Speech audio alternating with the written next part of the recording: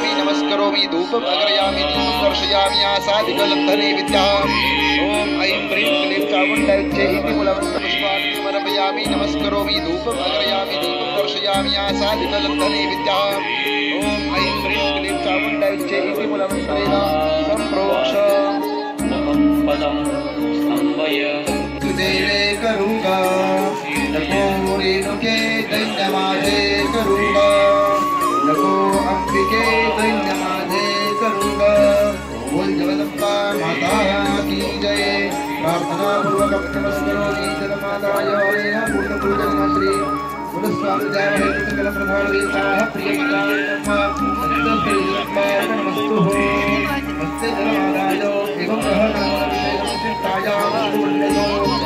ऐसे अद्य दिने श्री बदलामुखी यादव कर्मणि अग्निभूतो अग्नि संसादो अग्नि। देखिए यहाँ पर जो है विशाल महायज्ञ हो रहा है माँ बगलामुखी का। एवं ये जो यज्ञ विशेष इसलिए हो जाता है क्योंकि माँ बगलामुखी माता का अब तक इतना बड़ा यज्ञ कुंड कहीं पे बना नहीं। और यज्ञ कुंड के बारे में अगर हम बात करें तो ये माँ बगलामुखी के यंत्र नुमा आकार का बना हुआ यज्ञ कुंड है। माँ बगलामुखी की जब पूजन करते थे देवी देवता तो भगवान विश्वकर्मा से कहते थे कि हमें माँ बगलामुखी का यज्ञ करना है और उसके लिए यज्ञ कुंड का निर्माण किया जाए।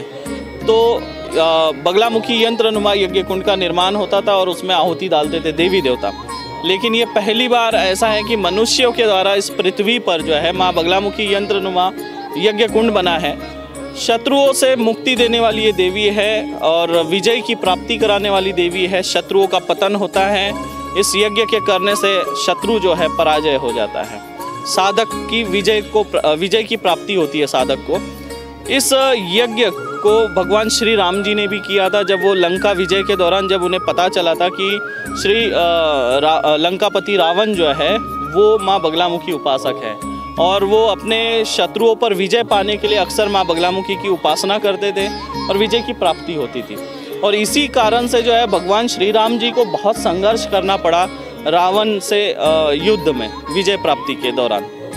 इस यज्ञ को लंका विजय के दौरान जो है भगवान श्री राम जी ने इस यज्ञ कुंड को बनाया था और आहुति डाली थी। परिणाम स्वरूप जो है उनको युद्ध में विजय की प्राप्ति हुई। पांडवों ने भी जो है माँ बगलामुखी की आराधना साधना अनुष्ठान किया था तो कौरवों को पराजय करने में उनको शक्ति और बल की प्राप्ति हुई और लंकापति तो पूछते थे। तो ये मनुष्यों के द्वारा निर्मित पृथ्वी पर पहला यज्ञ कुंड है जो बगलामुखी यंत्र नुमा है। इस यज्ञ को करने से शत्रुओं का पतन होगा और इससे हम किसी का नुकसान करने के भावना से नहीं कर रहे। बहुत से लोग ये सोच रहे होंगे कि हाँ इसमें फिर किसी का नुकसान पहुंच रहा है क्या? नहीं, हम सुख शांति के लिए कर रहे हैं। आज मनुष्य जो है कहीं ना कहीं शत्रु बाधा से पीड़ित है। जैसे राजनेता हो गए उनके अनेक शत्रु होते हैं, पत्रकार होंगे उनके अनेक शत्रु होते हैं, उसके बाद में पुलिस विभाग के लोग हो गए उनके अनेक शत्रु होते हैं और सामान्य मनुष्य के भी शत्रु है। शत्रु आज परिजनों में है, पति पत्नी लड़ाई कर रहे हैं, कोर्ट कचहरी चल रही है, भाई भाई में कोर्ट कचहरी चल रही है। कहीं ना कहीं क्राइम इसी वजह से बढ़ रहा है, मारपीट हो रहा है, अशब्दों का प्रयोग हो रहा है, मर्डर हो रहा है। ये सब जो है क्राइम में ही आता है।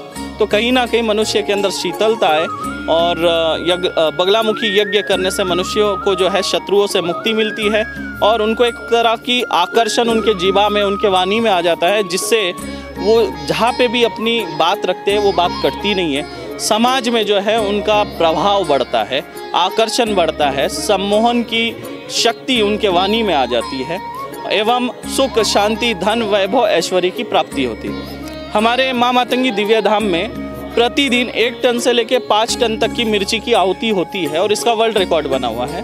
और ये पहली बार ऐसा हो रहा है कि हम हमारा ही रिकॉर्ड तोड़ने जा रहे हैं। 11 टन मिर्ची मतलब 11,000 किलो मिर्ची की आहुति डल रही क्योंकि ये यज्ञ जो है काफ़ी बड़ा है और उतनी उसमें मिर्च लगनी थी, तो इसका वर्ल्ड रिकॉर्ड बन रहा है। और एक सौभाग्य की बात यह है कि दुबई में 19 फरवरी को जो इस्लामिक कंट्री है वहाँ पे इस यज्ञ के वजह से माँ मातंगी दिव्य धाम को सम्मानित किया जा रहा है।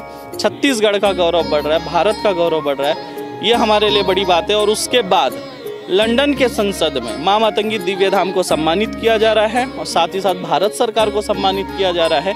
तो इससे छत्तीसगढ़ का भी नाम बड़ा हो रहा है और इसलिए हमें गर्व महसूस हो रहा है।